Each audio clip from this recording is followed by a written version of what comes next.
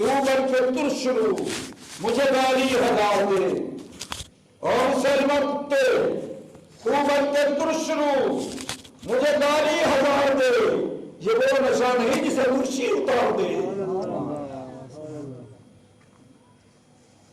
اور اس نے ایک ایک ادا کر کے حضرت حبیب بن زید کا کاٹا، ایک ایک ادا کر کے ترسا ترسا کے قتل کیا، مگر حبیب کا ایک ہی لفظ تھا، رسول سے محمد الرسول اللہ ہے۔ اور پھر جب یہ مکتوب صرف حضور کی ظاہری زندگی سے 5 دن پہلے مدینے پہنچا، اور حضور نے اس کے خط پیغام آنے سے پہلے حضور کا وصال ہو چکا تھا جب خط کا جواب آیا، تو حضرت ابوبکر صدیق رضی اللہ تعالیٰ عنہ جس وقت تخت خلافت مطمئن ہوئے تو حضور نبی پاک علیہ السلام نے حضرت اسامہ بن زید کو جرنیل بنا کر رومیوں کی طرف بھیجا۔ ابھی وہ مکے سے تھوڑی دوری گئے تھے، پتہ چلا کہ حضور کا انتقال ہو گیا ہے، آپ واپس آ گئے لشکر کو لے کر۔ حضور کا جنازہ ہو گیا، مدفن ہو گیا، اور ابوبکر صدیق نے کہا کہ جاؤ بھائی اپنا لشکر لے جاؤ۔ وہ لوگوں نے کہا ابوبکر خیال کرو، حضور کا زمانہ کچھ اور تھا، اب لوگ بگڑ جائیں گے، یہ ابھی کم سن ہے، یہ بچہ ہے، جرنیل بدل دو۔ تو ابوبکر پہاڑ کی طرح بڑھتے کہتے جو فیصلہ رسول کر دے، ابوبکر نہ ہوتا فیصلے کو تبدیل کرنے والا۔ میں نے نہیں ساما کو امیر بنایا، حضور بنا کے گئے ہیں، اب چونکہ فیصلہ ہو چکا ہے اس میں تبدیلی نہیں ہو سکتی۔ سورج مغرب سے نکل سکتا ہے، چاند رستہ بدل سکتا ہے، آسمان پھٹ سکتا ہے، حضور کے فیصلے کو ابوبکر نہیں بدل سکتا۔ اور ابوبکر نے جو پہلا قانون بنایا تھا، توجہ ختم نبوت کے لیے جسے کام کہتے ہیں، آج کہتے ہیں نرمی کرو جی، کوئی درمیانہ راستہ نکالو، مقام راہ میں فیض کوئی چچا ہی نہیں، سو کوئے یار سے نکلے تو سوئے دار چلے، کوئی درمیانہ راستہ اور نہیں ہو سکتا۔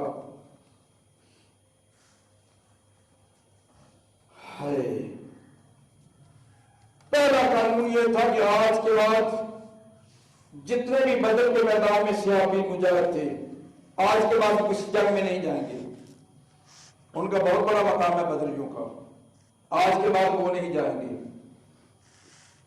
جس وقت مسلمہ کذاب کی مہم آئی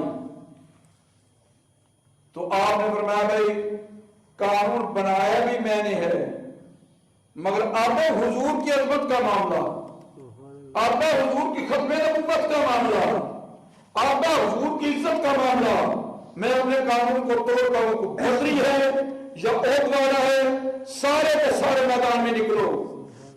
تو آپ نے حضرت ارقمہ کی کمان میں ایک لشکر بھیجا اس کے قلعہ کے لیے، اور حضرت ارقمہ کی مدد کے لیے، امداد کے لیے حضرت شرجیل بن حسنہ رضی اللہ تعالیٰ عنہ کو بھیجا، لیکن حضرت ارقمہ اتنی جلدی نکلے کہ شرجیل بن حسنہ کا انتظار ہی نہیں کیا۔ عشق رسول تھا نا سینے میں، یہ نہیں ٹھہرنے دیتا، جب عشق آتا ہے نا پھر یہ آرام نہیں کرنے دیتا۔ ارے عشق تو کسی دنیا کے بندے سے ہو جائے وہ نہیں آرام کرنے دیتا، تو جو سچا عشق رسول سے ہو جائے۔ حضرت ارقمہ کا چونکہ لشکر کم تھا، اب اس کے پاس تو 40,000 عراقی جنگجو تھے، اس کے پاس لشکر کم تھا، لیکن برداشت نہیں کر سکے، جاتے ہی حملہ کر دیا، جس سے مسلمانوں کو بہت بڑا نقصان پہنچا۔ حضرت ابوبکر صدیق کو اطلاع پہنچی تو آپ غصے بھی ہوئے، لیکن ان کی محبت کے تعریف بھی کی کہ محبت ہو رسول سے تو ایسی ہی ہو، اپنی جان کی بھی پرواہ نہ کرے، اپنے عراق کی پرواہ بھی نہ کرے۔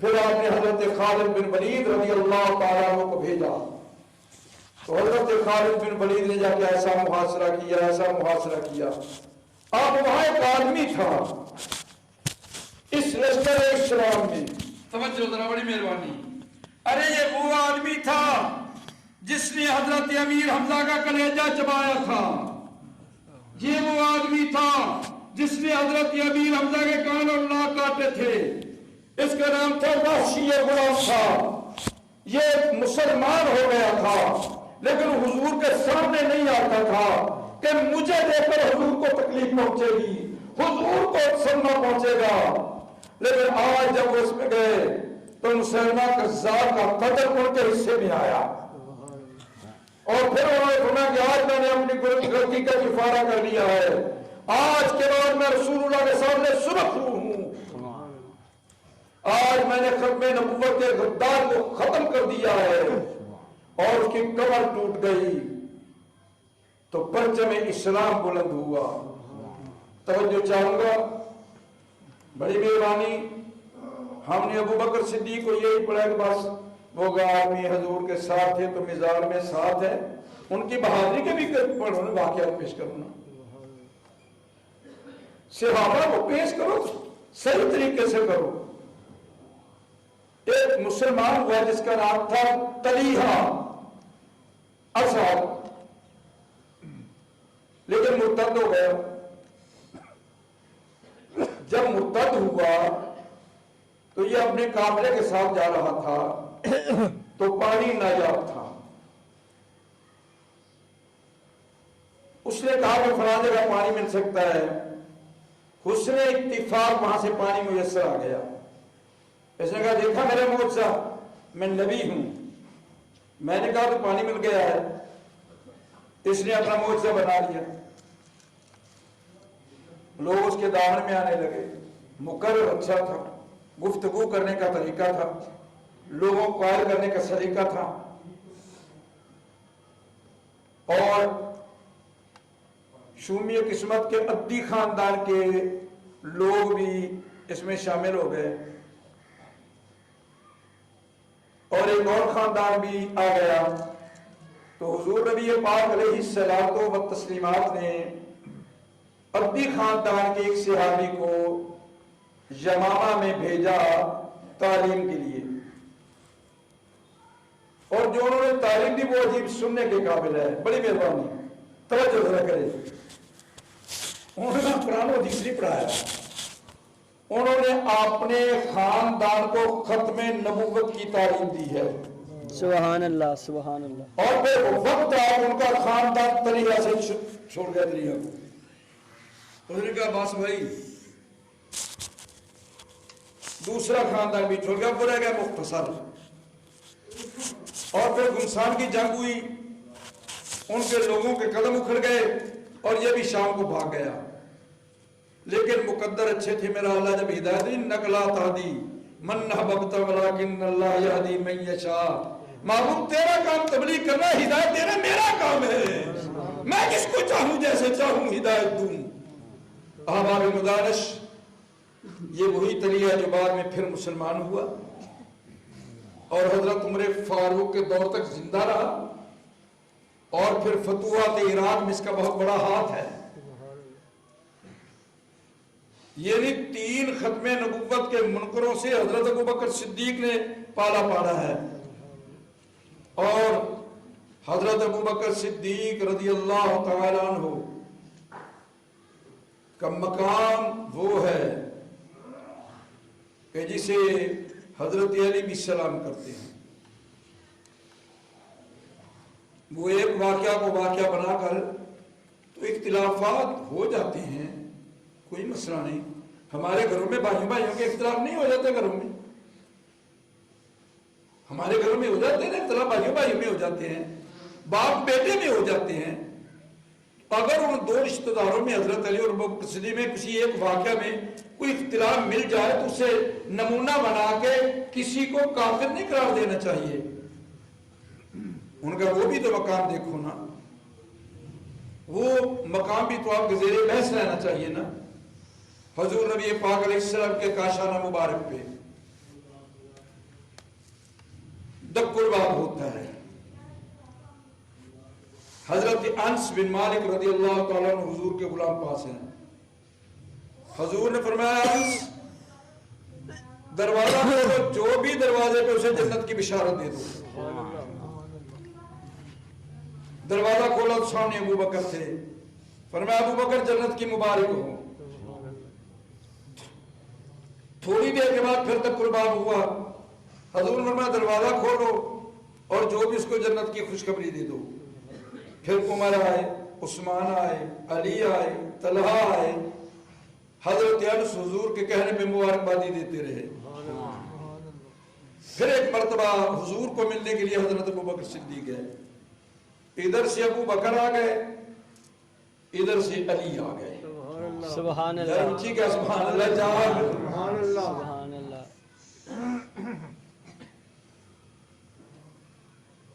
محفل موسیقی میں تو بڑی ڈاکرے مارتے ہو، اپنے سبحان اللہ اللہ کی حمد بیان کرو، بلند آواز سے کہو سبحان اللہ۔ توجہ ذرا، بڑی مہربانی۔ اب دونوں اکٹھے، دروازہ ہے مصطفیٰ کا، ابو بکر بھی شان والا، علی بھی شان والا۔ سبحان اللہ۔ علی کے گھر میں نبی کی بیٹی ہے، نبی کے گھر میں ابو بکر کی بیٹی ہے، مقام دونوں کا بڑا ہے۔ ابو بکر نے کہا علی دخل بات کیجیے، دروازہ کھلوائیے، آپ کا وہ مقام ہے۔ حضور نے فرمایا انا علی منی وانا منک علی، میں علی سے ہوں، علی مجھ سے ہے۔ علی نے کہا ابو بکر دروازہ آپ کھڑکائیں گے، آپ کا مقام بہت بڑا ہے۔ حضور علیہ نبینا علیہ الصلوۃ والتسلیمات نے فرمایا تھا کہ میرا کتنا مجھے فائدہ ابو بکر کے مال نے نہیں دیا، کسی نے نہیں دیا، مقام آپ کا زیادہ، آپ دروازہ کھڑکائیں۔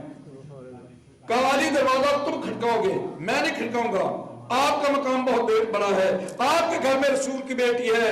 فرمایا ابو بکر دروازہ تم کھڑکاؤ گے، عزت آپ کی زیادہ ہے، آپ کی بیٹی رسول کے گھر میں ہے۔ سبحان اللہ۔ نہیں علی دروازہ تم کھولو گے، کیوں؟ اس لیے کہ تیرے چہرے کو دیکھنا عبادت ہے۔ ابو بکر دروازہ تم کھٹکاؤ گے، کیوں؟ فرمایا آب کوثر کے پیالے تم نے تقسیم کرنے ہیں۔ وہ ان کی شان بیان کرتے رہے، یہ ان کی شان بیان کرتے رہے۔ توجہ ہے حضرات؟ تو سمجھا کیا ہے؟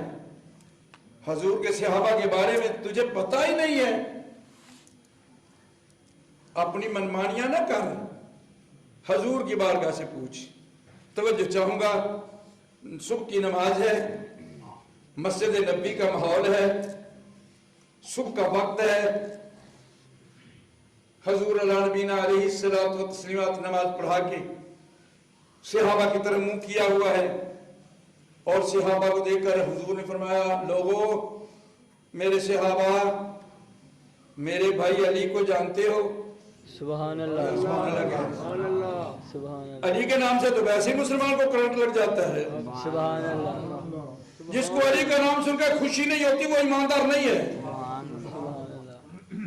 صحابہ نے جب کہا نا یا رسول اللہ منافق بڑے ہیں، پتہ نہیں لگتا، فرمایا میرے علی کا ذکر کرو، اگر مسکرا دے تو مومن ہے، اگر ماتھے میں بل آ جائے تو منافق ہے۔ سبحان اللہ، سبحان اللہ، علی کے ذکر سے منافق جلتا ہے، مومن خوش ہوتا ہے۔ سبحان اللہ۔